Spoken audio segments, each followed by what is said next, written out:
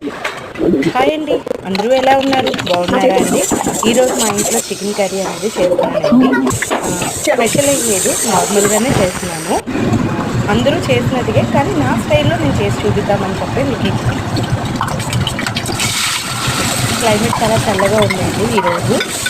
మా తాతయ్య గారేమో వచ్చి చికెన్ తెచ్చారు. అమ్మ నాకు కొంచెం చికెన్ కర్రీ చేసి పెట్టమ్మా అన్నారు.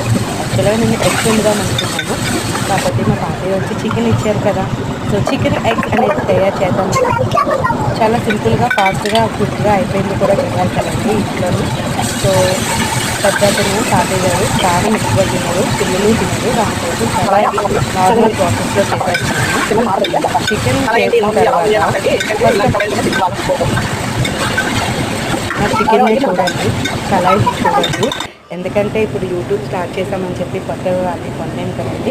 ఏదో ఉందో దాంతోనే ఒరిజినల్గా మీకు రియాలిటీగా చూపిద్దామని చెప్పి ఈ కర్రీ అనేది తయారు చేస్తాను. ఫస్ట్ చికెన్ కొంచెం బాగా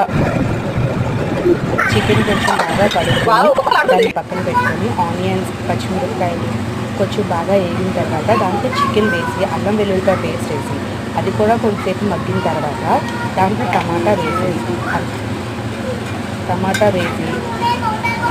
వేసి కారం కొంచెం సరిపోయినంత ఉప్పు వేసి కొంచెంసేపు దాన్ని కూడా మగ్గనివ్వాలండి. మగ్గిన తర్వాత దాంట్లో మనం కొంచెం మసాలా ఏంటి, మనం ధనియా, జీరా అవి ఉంటాయి కదండి, ఆ మసాలా అనేది కొంచెం వేసుకున్నాను. ఆ తర్వాత కొంచెం వాటర్ అనేది కొంచెం వేసి అది కొద్దిసేపు బాగా దగ్గరికి అయిన తర్వాత మళ్ళీ ఒక సాల్ట్ అనేది మనం వెజిటబుల్గా చూసుకుని వేసి అందులో మనం ఉడకబెట్టిన 5 eggs, నేనైతే 5 తీసుకున్నానండి.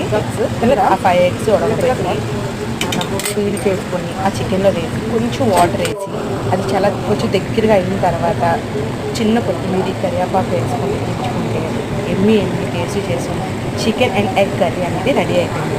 నచ్చితే లైక్ చేయండి, షేర్ చేయండి, సబ్స్క్రైబ్ కూడా చేసుకోండి నా ఛానల్. అలాగే అన్నం ఒక పక్క, చారు ఒక పక్క కూడా చేశాను నేను ఈరోజు. థ్యాంక్ యూ అండి ఫర్ వాచింగ్ దిస్ వీడియో.